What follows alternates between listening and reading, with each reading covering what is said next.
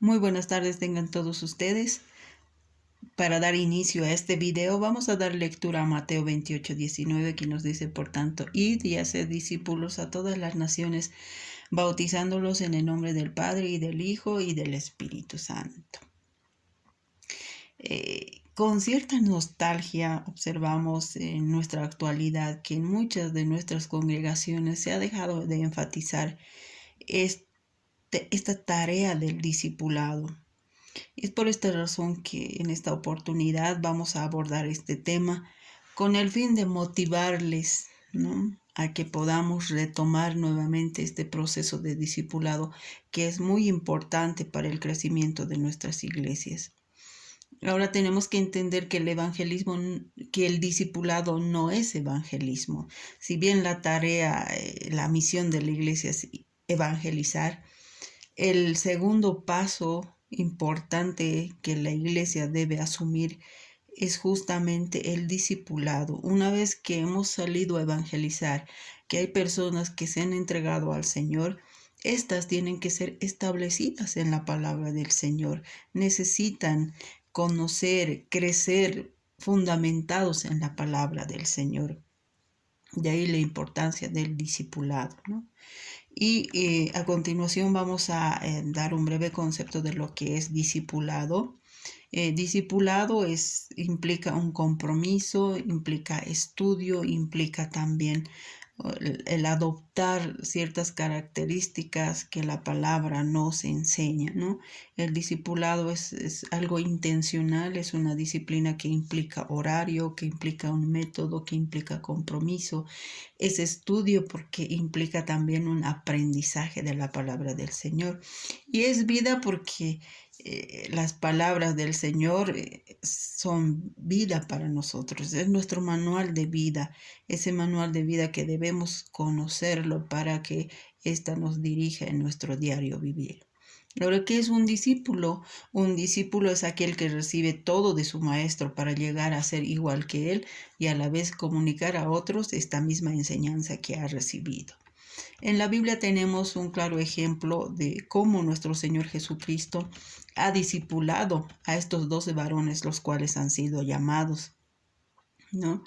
Y hemos determinado 5 pasos a nuestro criterio que son los más relevantes. Entre ellos está el reclutamiento, el llamamiento. Jesucristo reclutó a 12 discípulos y la palabra nos dice en Marcos 3:14, a 12 de ellos los designó para que estuvieran con él para enviarlos a predicar. El propósito de Jesús fue que estos hombres pudieran dar testimonio con sus vidas. Estos varones tenían el trabajo de ir a predicar a todo el mundo y compartir el evangelio de salvación. Estos hombres que Jesucristo había llamado eran sencillos de corazón, eran humildes, pero había un intenso anhelo, sincero anhelo de poder conocer al Señor. Entonces, esta característica debe sobresalir en cualquier persona que es discípula, ¿no? Aquel que se ha decidido ser discipulado tiene que tener ese corazón anhelante de conocer más las palabras del Señor. Como punto número 2 tenemos que nuestro Señor Jesucristo, después de haberlos reclutado, estuvo con ellos permanentemente. Los 3 años que nuestro Señor Jesucristo desarrolló su ministerio aquí en la tierra, se enfocó en estos 12 discípulos, ¿no? Dedicó la mayor parte de su ministerio y vida a estos 12 discípulos. La intención de nuestro Señor Jesucristo era que entiendan esa verdad que Él había traído, esa verdad que les impartía con el día a día. Esta verdad tenía que santificar sus vidas hasta que sean transformados con esta palabra, ¿no? Él había encargado a estos 12 discípulos la tarea de poder compartir este evangelio. Entonces, con el paso del tiempo, estos discípulos tenían que aprender aquella verdad. Y en ese proceso de aprendizaje, nuestro Señor Jesucristo estuvo con ellos, durmió con ellos, comió con ellos, navegó con ellos, fueron a pescar juntos, oraron juntos. En algún momento le rindieron culto al Padre juntos en las sinagogas donde llegaban. Entonces, los discípulos de nuestro Señor Jesucristo tuvieron el privilegio de poder aprender de nuestro Señor en el día a día, observaban su conducta, no solamente eran palabras de nuestro Señor Jesucristo, sino también Él demostraba con hechos aquello que enseñaba. Y los discípulos tuvieron ese privilegio de poder ver cómo nuestro Señor enseñaba con los hechos, ¿no? Y ellos pues eran como niños anhelantes de querer saber más de nuestro Señor, siempre estaban a los pies del Maestro queriendo aprender, ¿no? Y como punto 3 tenemos justamente lo que es la enseñanza, ¿no? Todo aquello que nuestro Señor tenía se vació en sus discípulos. Todos los conocimientos que Él poseía se los transmitió a los discípulos. Y esa es la enseñanza, ¿no? La transmisión de conocimientos, de habilidades, de destrezas. Uno va compartiendo aquello. Nuestro Señor Jesucristo compartió todo aquello con los discípulos. En Juan 15:8 podemos leer: en esto es glorificado mi Padre, en que llevéis mucho fruto y seáis así mis discípulos. Nuestro Señor Jesucristo esperaba que todas las enseñanzas que Él había impartido a sus discípulos puedan dar fruto, ¿no? Puedan dar fruto y no se queden solamente con las enseñanzas, se la apropien y ya, deberían compartir estas enseñanzas, ¿no? Nuestro Señor Jesucristo adoptó esta forma de dedicar su vida porque los quería preparar. Y hay un principio en la enseñanza que dice: cuanto menor sea el tamaño del grupo al cual enseñamos, mayor es la oportunidad de poder impartir con una instrucción que llegue mucho más eficaz. Entonces, al reclutar solamente 12 discípulos, nuestro Señor Jesucristo pues tenía también esa intención de poder llegar de manera más eficaz a los discípulos, ¿no? Y de ahí podemos resaltar que también la comunión que tuvo con ellos, el vivir con ellos durante estos 3 años, convivir en todas las etapas del día a día, entonces fue de mucha edificación para ellos, de su crecimiento, los ayudó hasta que ellos adoptaron, ¿verdad?, aquello que el Señor impartía, hicieron suyo todas las enseñanzas, se identificaron con el Señor. Entonces ya había una identidad en los 12 discípulos con nuestro Señor Jesucristo.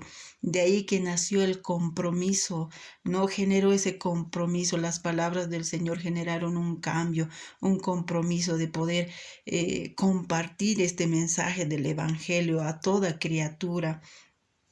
Por ello los discípulos también llegaron con el Evangelio a todas las naciones hasta que llegó a nosotros, ¿no?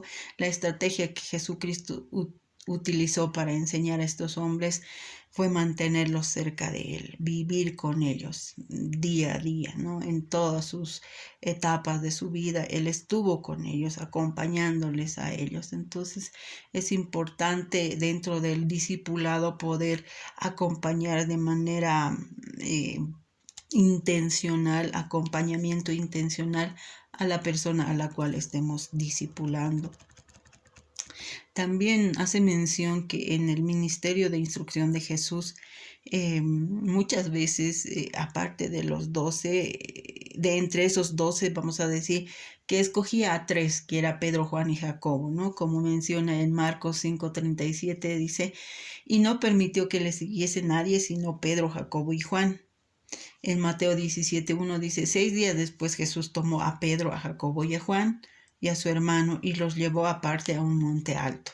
Entonces, dentro de esos 12, inclusive el Señor tenía 3 a los cuales de manera directa también les enseñaba las palabras del Señor.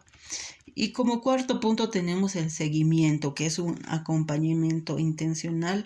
Una vez que se ha completado el tiempo de discipulado, el siguiente paso es el seguimiento. Entonces es la edificación espiritual, dice, y el establecimiento de un nuevo creyente en la fe. Es el fruto tanto de la enseñanza como del entrenamiento que ha recibido. Y el seguimiento es el trabajo para completar esa labor del discipulado. Y lo resume en 4 pasos importantes, que es la preparación para que esta persona que ha sido discipulada también pueda enseñar a otros, que esté capacitado para poder enseñar a otros. Entrenarlo para hablar y compartir su fe a otros. Enseñarle a compartir el Evangelio con la misma pasión con que nuestro Señor Jesucristo y sus discípulos enseñaban y compartían el Evangelio. Y por último es enseñarle también a él a darle seguimiento a otra persona, ¿no? Que él sea capaz de discipular también. Todo lo aprendido también tiene que vaciarse en otra persona, ¿no? No retenerlo para sí nada más. Entonces, en conclusión, podemos decir que un discípulo es un cristiano que crece a la imagen y semejanza de Cristo. El discipulado es una tarea intencional de acompañamiento al nuevo creyente con el fin de establecerlo en la palabra del Señor, ¿no? Ese es el propósito del discipulado, al cual tenemos que volver a retomar. Si lo hemos dejado tal vez rezagado, volvamos, porque ese es el propósito, es parte de la gran comisión, el discipular a los nuevos creyentes y sean establecidos, fundamentados en la palabra del Señor, y estos mismos con el tiempo sean capaces de replicar esta misma tarea, de replicar el discipulado a otros nuevos creyentes que lleguen al conocimiento del Señor.